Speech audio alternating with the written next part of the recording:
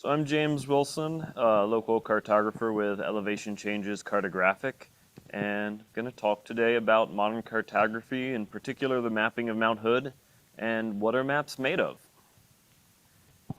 It's a pretty photo of Mount Hood taken on one of the dreaded sections coming up from the Timberline Trail if you're going clockwise, but makes a really nice time in the morning as opposed to the afternoon. And then, who am I? Well, I'm originally from. Oh, well, let's get back. There we go. Where's the laser point? There we go. Yeah, this is originally where I'm from. That's, I think, wheat and soybeans and all sorts of fun flat. I'm from Maryland originally. Very flat. The Eastern Shore. So, sort of in the middle of farmland, close to Delaware, nearish the bays. So marshes, grew up with marshland, farmland, and at I lived on a small farm, so I had a lot of outdoor experiences, and then was really into birds and birding when I was in middle school, and my parents sent me out west one summer to southeast Arizona to go to a summer bird camp, and I found these things called mountains. And well, I guess that sort of ruined it for me. And then eventually, when I went to college on the East Coast too, and did a year there, and then in the summer, things weren't things were fine there, but wasn't really what I was feeling. And I ended up in Alaska as an intern with the Forest Service, and then doing trail work and construction projects there. And then the next summer, I went back as a crew leader, and I stayed there for the next 5 seasons with the Forest Service. Only in the I got out of town when we were all laid off at the end of the years, and the days got dark, and lived in Petersburg, Alaska, doing trail work, getting flown places with helicopters. That's a fish pass. A little bit closer. All right. And so a lot of my background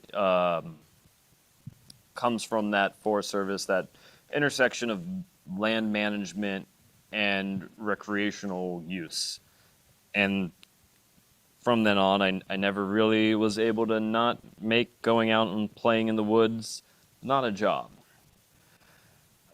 And then, so it sort of gets to my experiences with the maps, and I'm probably similar.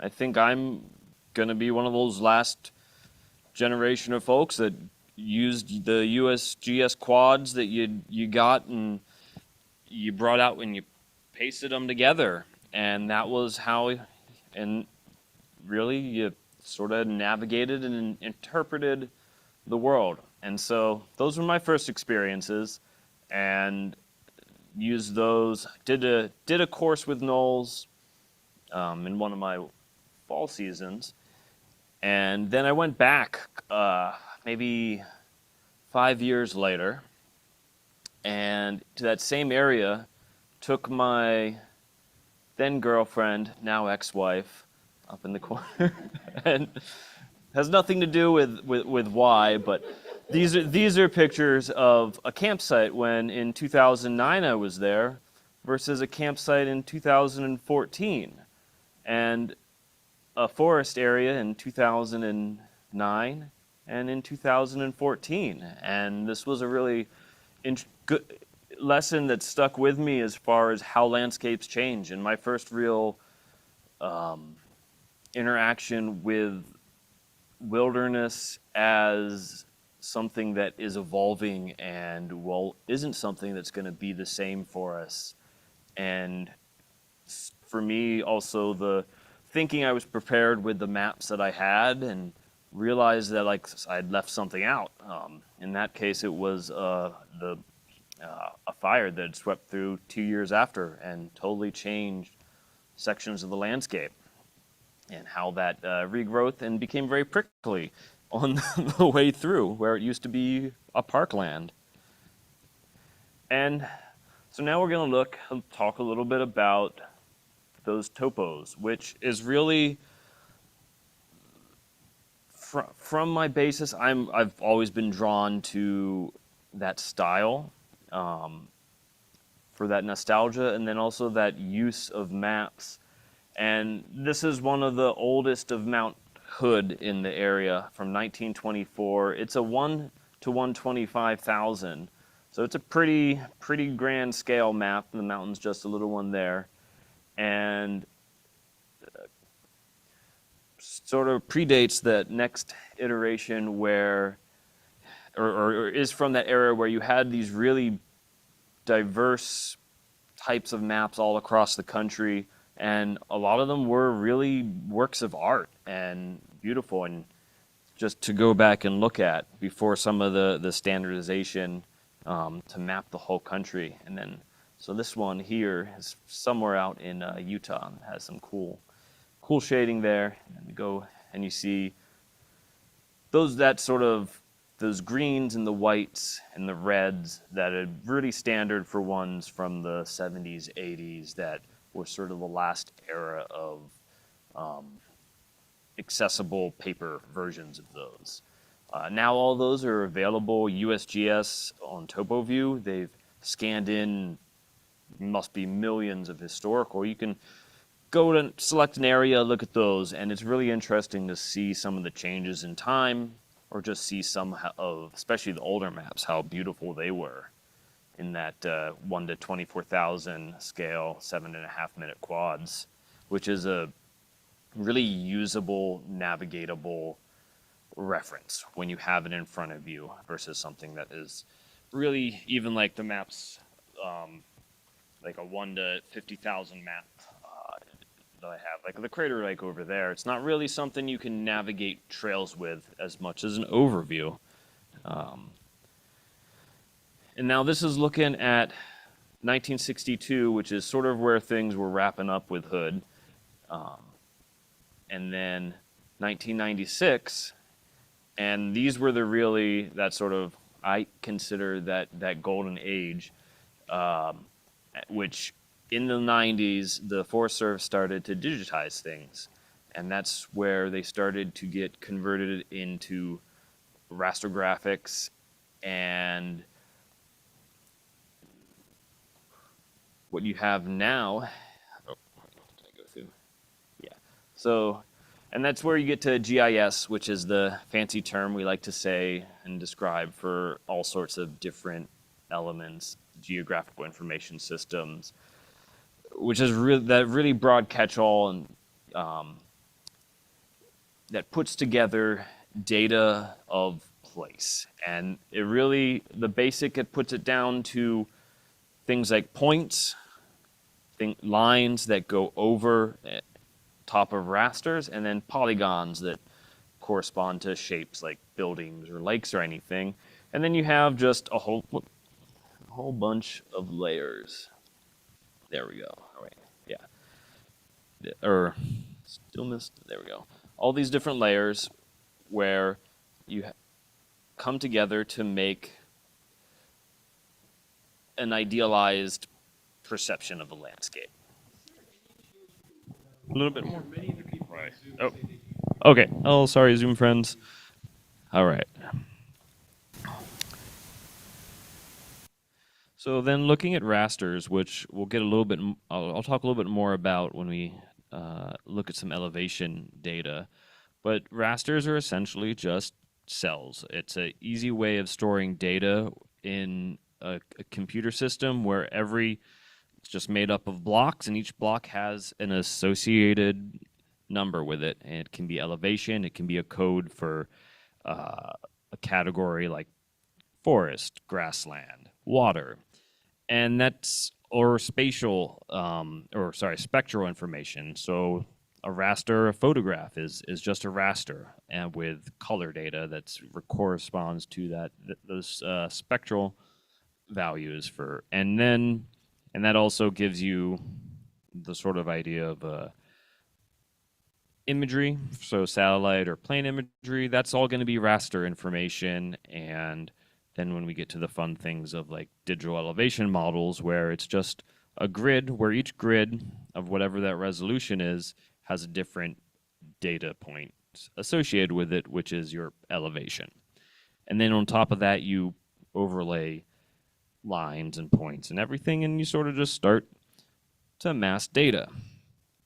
And so this is that last topo map where things were done before the conversion, and here's after. And if it's still a little smaller and hard to tell, it just looks like a mishmash of unintelligible lines. They've added even more boundaries and colors. We've got the wilderness areas, now sort of that red tone.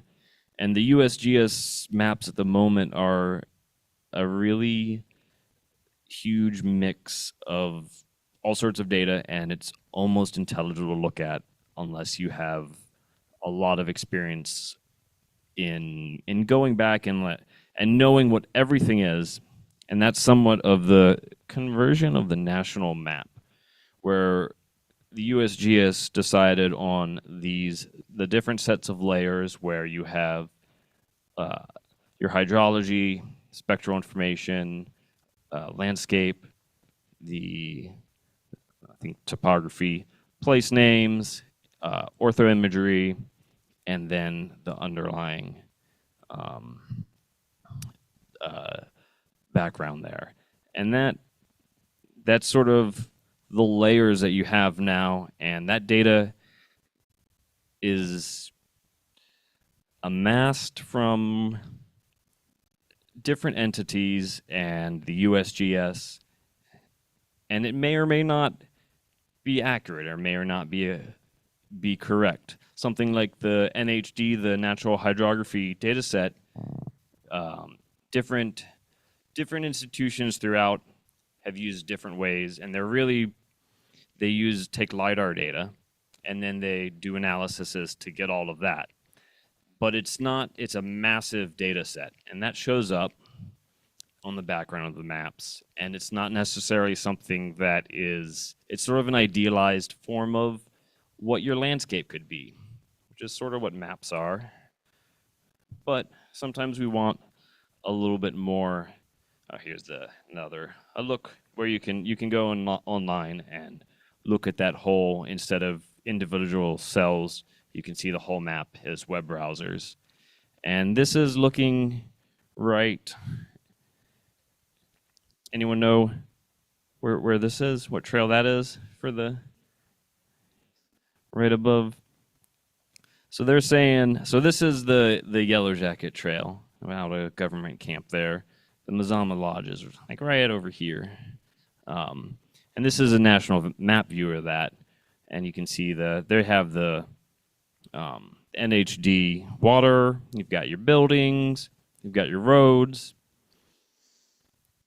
Stuff's there. But it's not necessarily interpretable or easy to see all the time.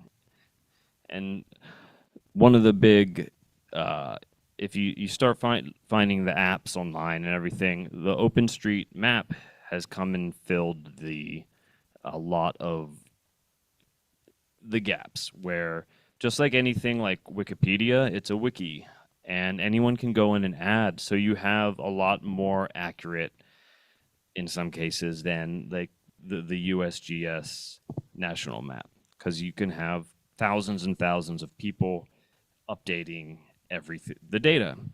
It also means you can have some things that you don't know, like this. This is the Timberline gondola. Has anyone ridden the Timberline gondola? Maybe next year, but it's on OpenStreetMaps already.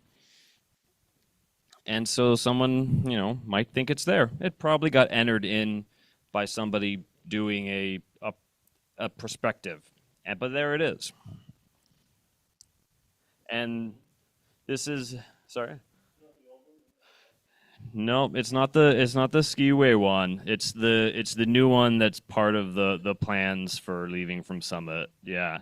And this is that OpenStreet view that's assembled on OSM, which Then this is all trails, their interpretation, and a lot of these apps are just masks of that data. So it's just a different way of presenting the same data with their own little alternatives and masks and way that they choose to illustrate. That's a Gaia interpretation of it, which you get a little bit more of the classic colors, and they distinguish of roads and trails away from Gaia. And that's CalTopo too, which one of the things you can notice on CalTopo is that they use the NHD instead of you see how that it's a little bit more close to where that channel is, and they put a hillshade on there. So you start to have programs that choose more interesting way or more relatable ways that for the market that they're advertising stuff for, and it gives a little bit better look. And that's back to the USGS, and that's the National Geographic. So essentially, like all of these, we're just trying to show data in different ways, and cartographers have a lot of power in how they show data because you're making up a little world, and you're going to influence how people see it and what people are drawn to and what people choose to do. And then also hopefully get people to be able to find the right spots and stay on actual trails where you can see these two have that trail in one spot, and then the other ones all had the trail in a different. Well, Gaia doesn't even have it, which might not be a bad thing. That in that case, when it's in. And so this is a track, the purple there, that's where the trail actually is, which is a pretty good deviation from where that shows it. That's off by a chunk. And also you start going in different directions. And it doesn't matter when we were on the scale of 1 to 50,000 or even 1 to 24,000, it wasn't such a big problem. But now most people are interacting with maps and navigation on their phone. And so you can zoom in on your phone and the scale is suddenly 100 feet what's on your phone. So it does become more useful and important to have those things be in the right spot. And that's that's my layers and backgrounds applied there. And we'll talk a little bit more about like how I present things, but ultimately like I want to make maps for people that maybe have never seen a USGS map before or never had that experience of topos or only have used mapping apps, and they can interpret a paper map or a digital version of the map by something that makes a little bit more sense to the environment and what they're using. And I do that by utilizing a lot of the fresh technology that's available. And just in the recent years, all of this graphical ways of displaying trails has evolved. And I got into things right at the right time there happened to be a pandemic and I was sitting around in Portland and didn't have much to do other than go out on the trails. And so I was like, maybe I'll take some classes. And I ended up taking a GIS course without really knowing, I don't know, who knew what GIS was? I didn't, not then. I knew people in the Forest Service that did GIS work. It sounded like fun, but then PCC has a phenomenal program there, and I took some courses and sort of latched onto that and went way into that. And put a lot of time, and which I had at that time, into learning and training myself and building some maps, particularly of the Mount Hood and Timberline Trail area. And I'd had a lot of data because, like I said, I never was good at turning going out in the woods to not being a job. So I'd collect a campsite data, or I'd collect here's a stream crossing as I'm out hiking. And so I had masses of data in piles. Here you also see that, you know, we can have everyone, lots of folks look at maps and we still make typos. As that should be 530, not 503. It's not the worst typo I've had on a map, though. One of my the labels on the Timberline map got published with, in one instance, Copper Spur got auto-corrected to, or Cooper Spur, sorry, Cooper Spur got auto-corrected to Copper Spur, and a handful of us reviewing it didn't see the one, because you just read it and a P looks like an O, and 2 years later, I was like, hey, wait a minute. All right. See.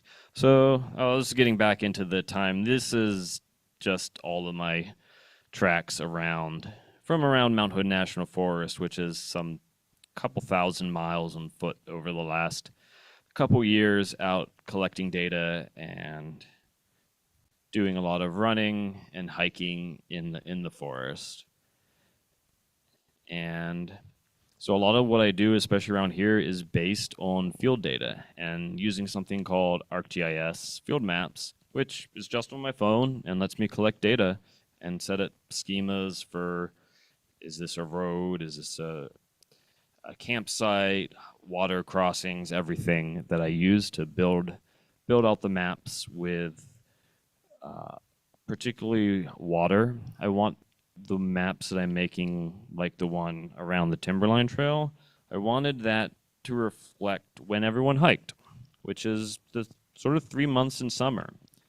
So I did that trail about 8 times over the course of 2 years with collecting water and sort of really getting an idea of where the water is in relation to the trail, so that if you're hiking, you can look at a map and be like, okay, there's a really good chance there's going to be water in this stream during these summer hiking months, and to get the campsites.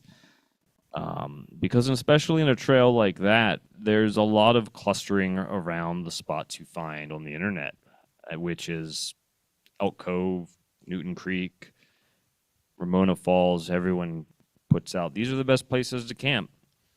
But there's campsites everywhere, and it's really important now as more and more people get excited and getting out into to hiking and outdoors and exploring, is to have the accessibility to spread out use and just the knowledge of other campsites available, and just that you can have options and sort of plan. So that's an important part of what I want to accomplish with better maps. That's just all of around government camp, lots of data points from running around of signs, and it lets me take photos, and so I can come back and build out signs and see the way that things are spelled, and use those, and because I can't remember everything. And so why better maps? Talked a little bit about some of that, and ultimately it's so people can have better experiences outside, and better interactions, planning better interactions when they're there, and that they can come home safely, and that we can sort of learn something and connect with the outdoor environments. And with all of my experiences in life, I've found that being outside in natural spaces, it is good for you in a fulfilling way. And I think that the world will be better if more people can spend more time outside. So this is what I've found that I can do to help that. And that's sort of my ethos in making maps. And I guess what do I think is a better map? I think a map that is interpretable, usable, uh, as accurate as possible, with that understanding that you, nothing can be an exact reproduction of the Earth. So there is that power of what do you show, what don't you show, what things do you leave off of a map, and what do you what names do you use even in places, and sort even like what areas I choose to push people to, and proper trip planning. Why better maps? This is the Forest Service roadmap, which is their data layer, which then appears in a lot of other down the chain maps online too. You'd think that the Forest Service would have maps and roads that are accurate, but if you have ever worked at the Forest Service, there's no funding to do anything like that. So that red line is a road that it says you can drive your car on. This is out Mill Creek Ridge, which is a beautiful, beautiful area out on the eastern side of Mount Hood, sort of just around Gibson Horse Prairie. Especially beautiful if you want to go look for balsam root and you don't want to see other people early in the season. And so this was a trip that went out, and she was already my ex-wife then, so this had nothing to do with it. But we went out and looking for some, just nice day out with balsam roots, and I was like, I'll plan out a route. And I also, once again, I forgot that to. It's like, yeah, we love loop hikes. She was a trail worker too, and she's tough, but I should have checked more on this. Just put some of those layers of fire, previous fires, and saw how that encroached in there, because that's a road that the Forest Service says you can drive on. It's in there in the inventory. And there's just a backlog, just like there's a backlog of logs on trails. There's a backlog of road inventories to get.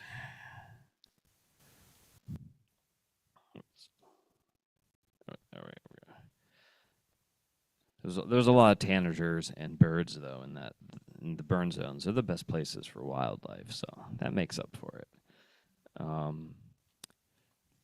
Other reasons, navigation in your car is a big one. Just getting people to trailheads so they can get out there is huge, and that they feel safe and comfortable navigating to those trailheads so they're not going to the same two spots. Everyone can navigate to Ramona Falls or McNeil Point. That's where everyone's going to go.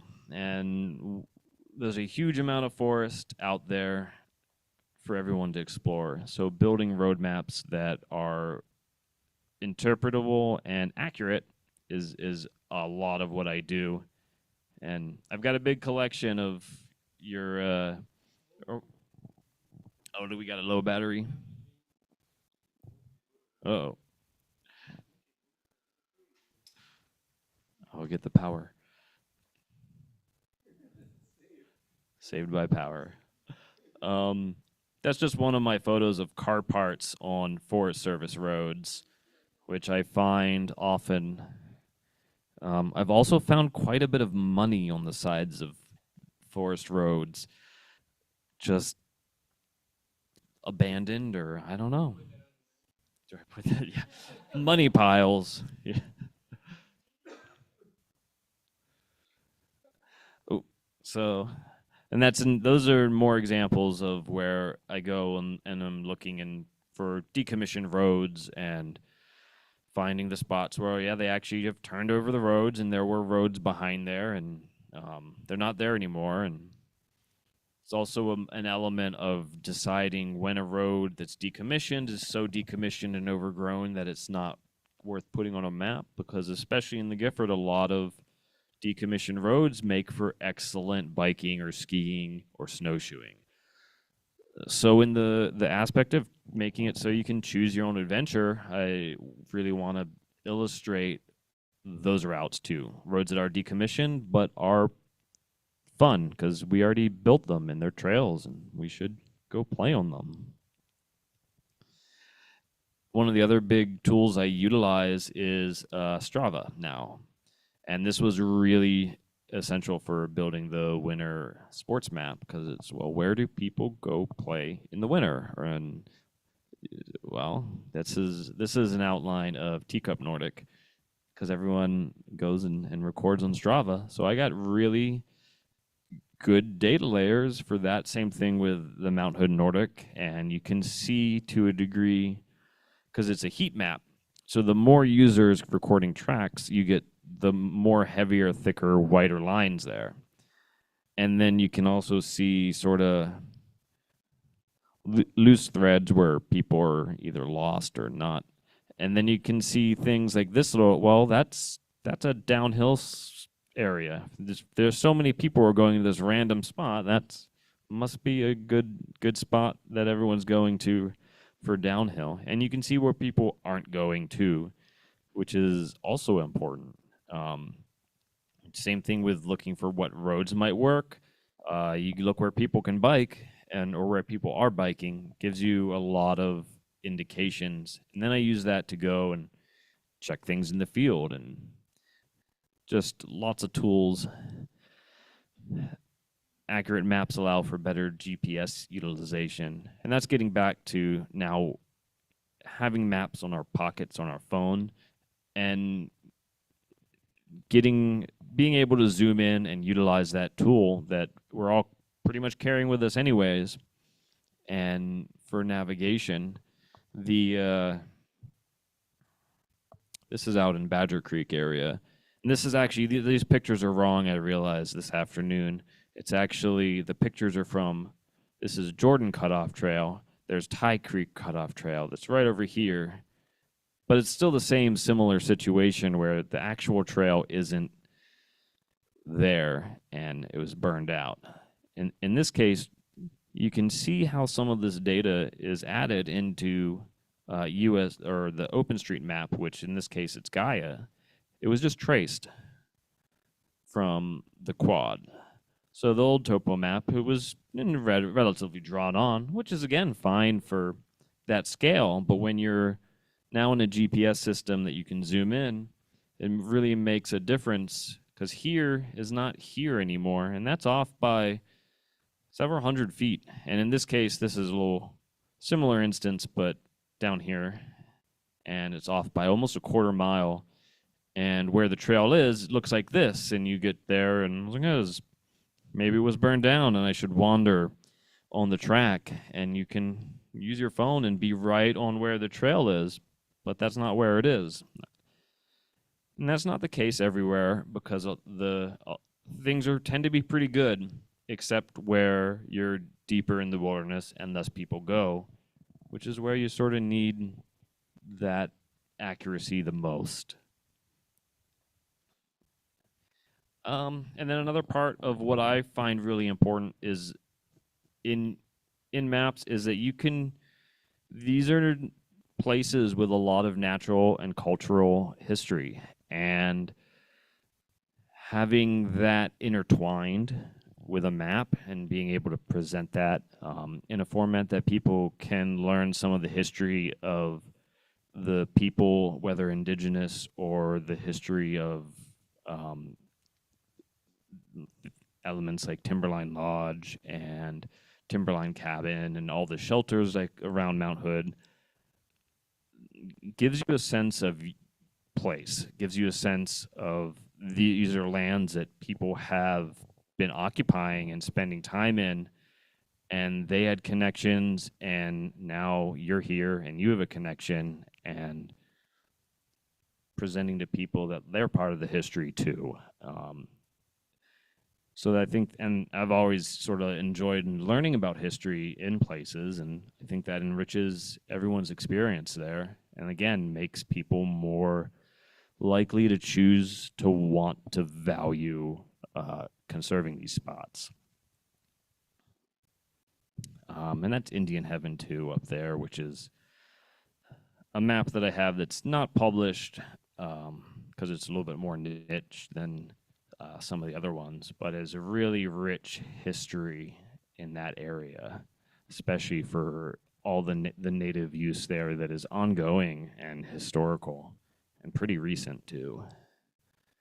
And then inspiration and excitement for beauty for public lands, which sort of I've touched on, where you get people excited about sitting and staring at a map, they're gonna want to go and play and go and see sites and then protect and have wilderness experiences.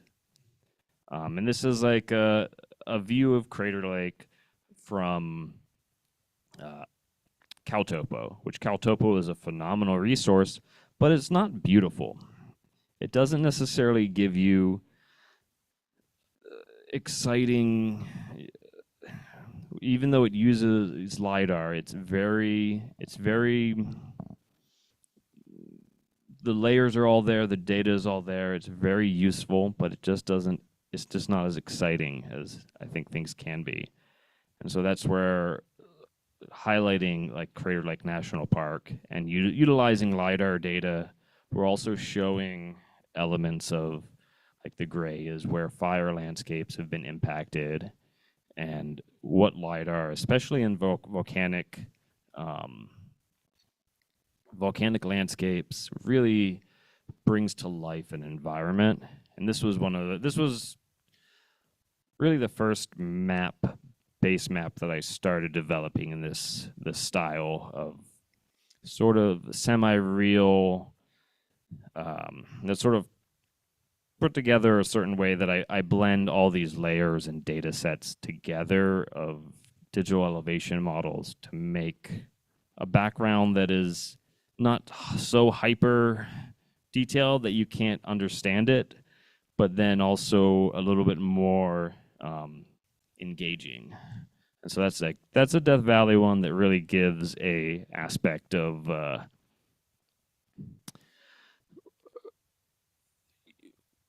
the landscape of mountains and valleys and depth was what I was going for.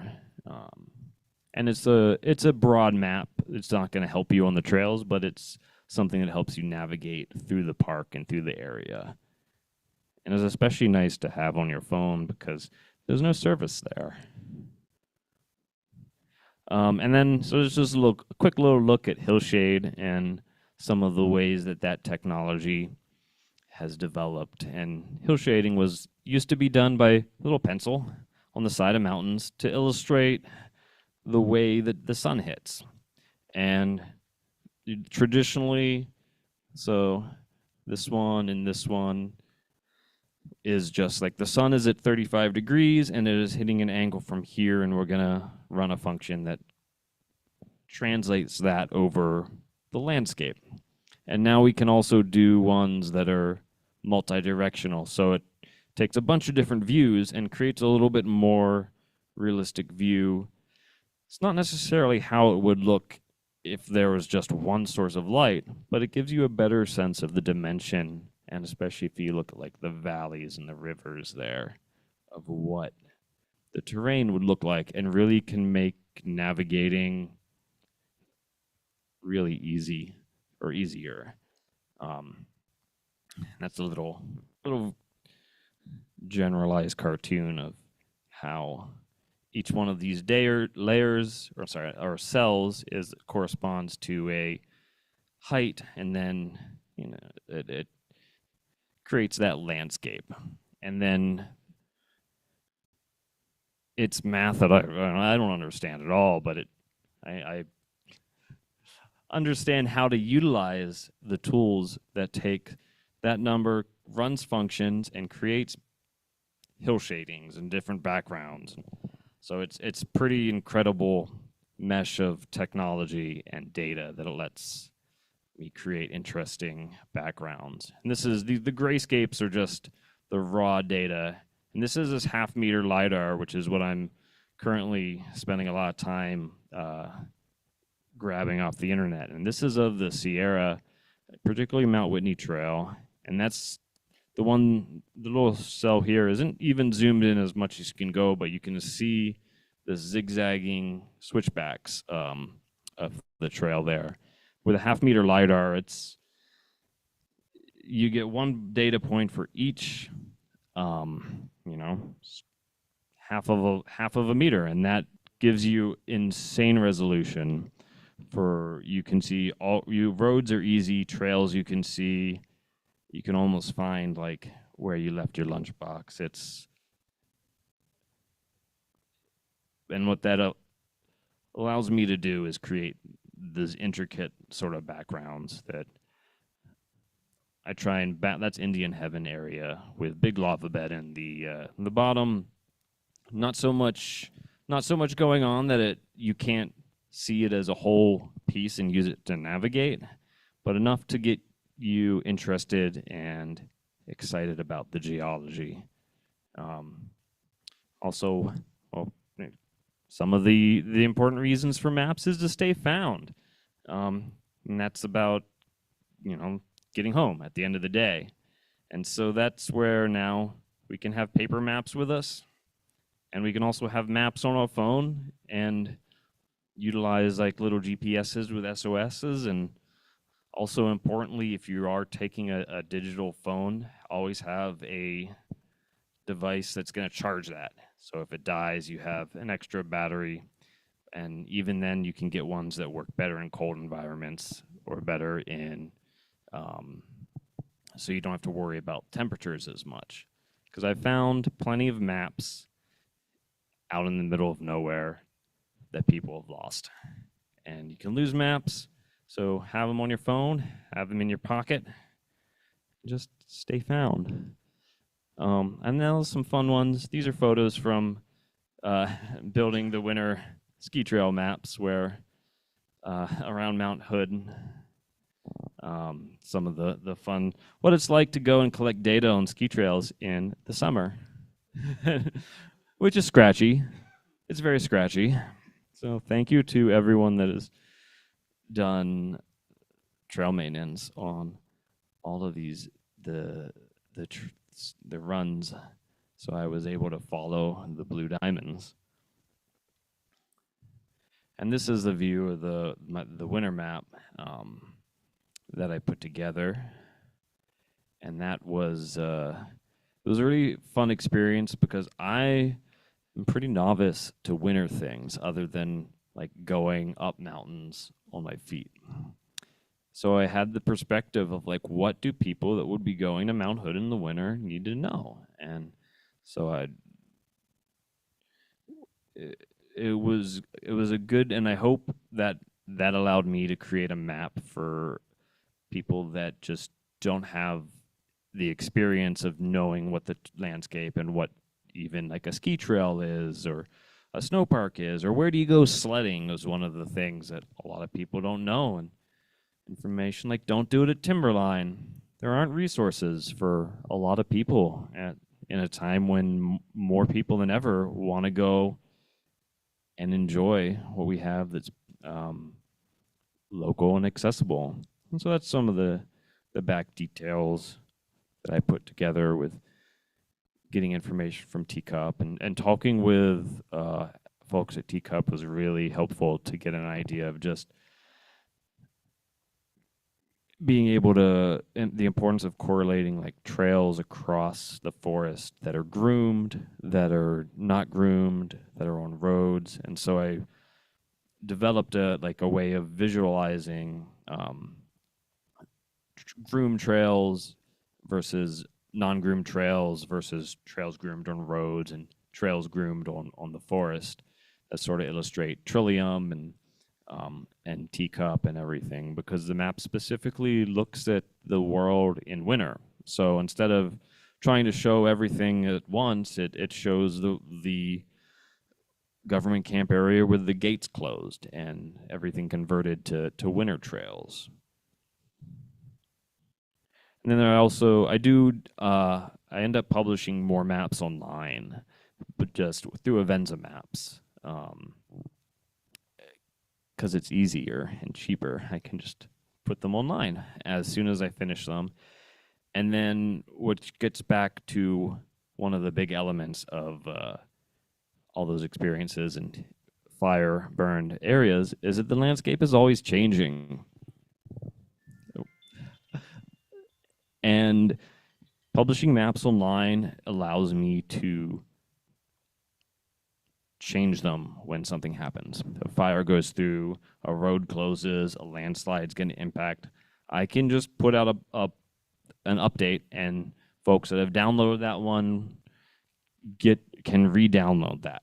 And so I found that to be a really effective way of keeping things up to date versus when I print a map, that's it until they're all gone. No updates are happening despite what happens in the environment. And I also, both Teacup Nordic and Tilly Jane, these ones I've put up on Avenza, and I've made those available as free downloads because I like to support nonprofits that do things to get people out into the world and skiing. So those are there for people to be able to download and encounter those spaces, and hopefully then go and want to support Friends of Tilly Jane Cabins and the Teacup Nordic. And here's a couple more views. Mount St. Helens is probably my favorite place on earth, and so that gives a view of the monument that I put together, and then like a digital view of a mountain winter climb map that people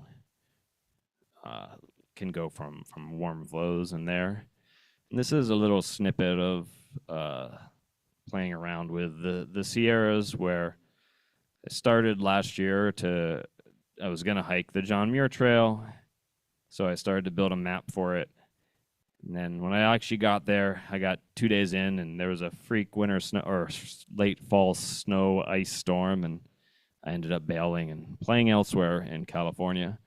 But one of the nice things there is this map on the bottom is 34 inches tall by 14 feet wide of the Sierras at a 1/50th scale. So being a cartographer and deciding what I want to do based off of what I think is interesting allows me to do some things that no one in their right mind is going to do, that I think are worthwhile. So that creates the opportunity for a lot of interesting projects. I've also been working on similarly very large gorge maps, because that's another area that really is stunning when you get to look at the landscape in LiDAR. And that's just a fun deserty different dimension of part of Joshua Tree where I was earlier this year for some sunshine. And then Rainier is another spot where I've got things working on, and both of those maps are sort of sitting around in winter, and I build those maps, and then they'll enter a phase where I start going through every available resource, books, websites, visiting spots that then I need to check things out to make sure that what I'm presenting is the best accurate that I can get. So they're sort of in that development phase. And also with a map like Joshua Tree, everything that I do or the maps I make, I want to have it's important to me, and I think I'd make a better map when I have a sense of connection and to those places. So I'm not just automating process flows, but I'm spending. So I went down there and spent a week, and it gives me a good idea of what I need, what is useful to display, and how people are traveling there, interacting with the landscape, and definitely, I think enhances the experiences of what I can make in maps. Oh, and this is my office assistant who was helping me with research, and he is the enforcer of timely breaks. And then I have a website, elevationchanges.com, and I do Instagram photos, updates, and things at Elevation Changes on Instagram. And well, any questions now? There. Oh yes. Yeah. Any questions on Zoom? Oh. Oh. Absolutely. Okay. Oh yeah. To start, I brought some maps there over here and some stickers too and things. As you can see in my history of being Forest Service and random things, I did in those times. I've worked several other jobs, from dishwasher to dairy buyer at Whole Foods to part-time at REI. None of them included anything about businesses. So that's been the most interesting part of the experience. And I created the Timberline Trail map after learning everything. It was also a very cathartic way for me of dealing with the loss of a relationship that was important to me, and also a time when I was medically became very sick, and then so all of that sort of got poured into that Timberline Trail map. And then I realized, oh, I've got a map. Oh, how would I sort of want to share it with people? How do I share with people? I guess I got to make it. Then if I get it printed, well, then I gotta pay for that. Then I go, well, I'll sell some maps. So I created Elevation Changes Cartographic. I had been running elevationchanges.com as just a blog sharing photos and sharing adventures. And so I had that domain, and that became the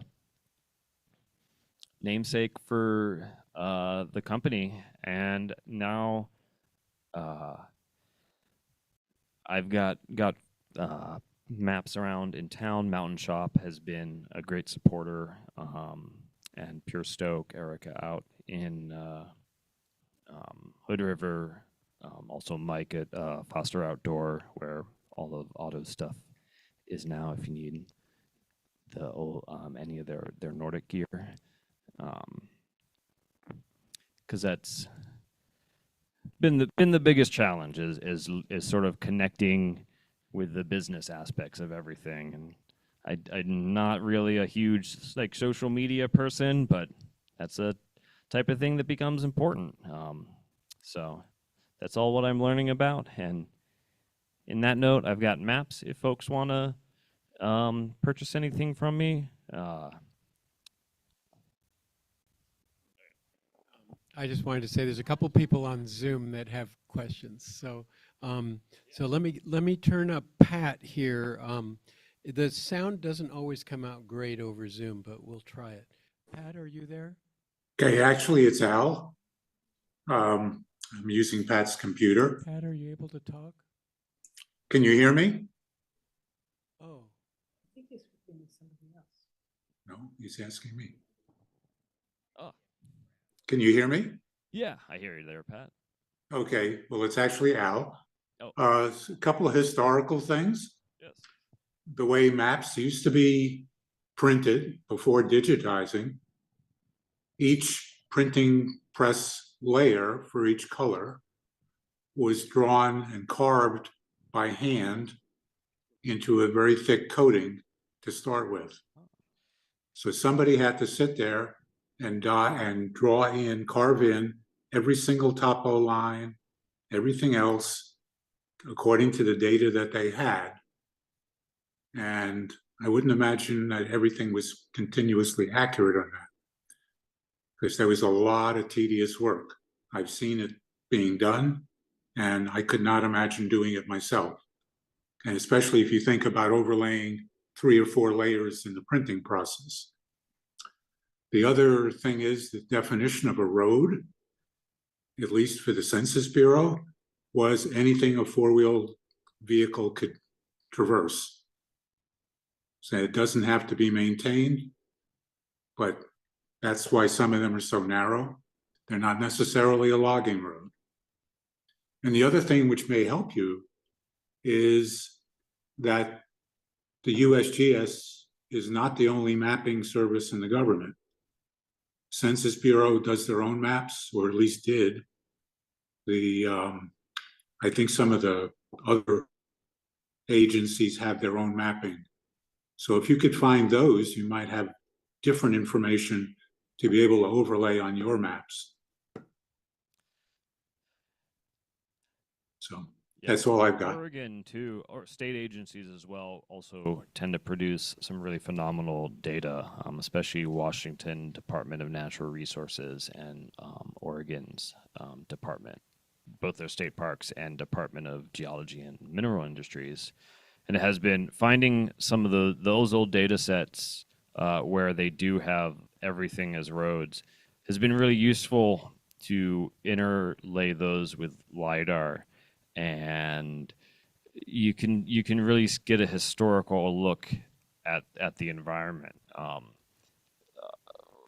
especially where you see just some of the you can find roads that used to be there that aren't, that are still great for trails, and then a lot of the field work I do revolves around taking some of those sort of data sets and finding what actually exists in the field. Yeah, thank you. Evan, do you want to ask your question, or would you like me to repeat it? If you can hear me, I was wondering, how do you only rely on your own data? And if not, how do you vet the accuracy and the date of the data that you find is given, that you mine? So it's sort of a mishmash of depending on how it is. For a map that's with the National Park Service, their data tends to be much better as far as the elements of roads, everything. Different Forest Service districts, everything is a little bit more reliable, and then in some areas, like there is a lot of really the hydrology data set, but I tend to narrow down, and like I'll take those river layers and everything, and I end up doing a lot of tracing for them, and then utilizing especially aerial imagery and LiDAR to do as much remote sensing work and creating data sets that represent the most temporally accurate segments that I have. But I tend to reference a lot of everything that's available. I tend to pull into a project and then sort of pick and choose and sort. Especially, I'm doing a lot of work right now on the Sierra and in California, and I don't really mess around with creating full scale roads data sets, but I go through and you get like the California Department of Transportation road set, and then it's a process of narrowing down roads that I want to display, like for that Joshua Tree one, not showing every road that's paved, but showing the ones that are important roads to navigating into the park, and then sort of having the other ones scaled back, still present, but scaled back. And then as I go through looking with especially NAPE imagery from USDA, that's really high resolution now, I can see like, well, there's not a road there, and then you just start deleting away roads en masse and refining some of the data sets. And same thing with the hydrology data sets, where a lot of things are auto-generated or using AI to generate them now, and then I just sort of take a lot of that and then do refinements to and then there's elements too where if I have to go check, I do ground checking. And that's mostly around here where that's accessible, and I can get out and bike, hike, run around to check on Gifford Pinchot and Mount Hood National Forest roads and trails, and that's an area that I'm covering in that 1 to 24,000 7.5 minute quad, updated, really detailed area. So it's a little bit more important to have that data really as accurate as possible for those sort of atlas projects.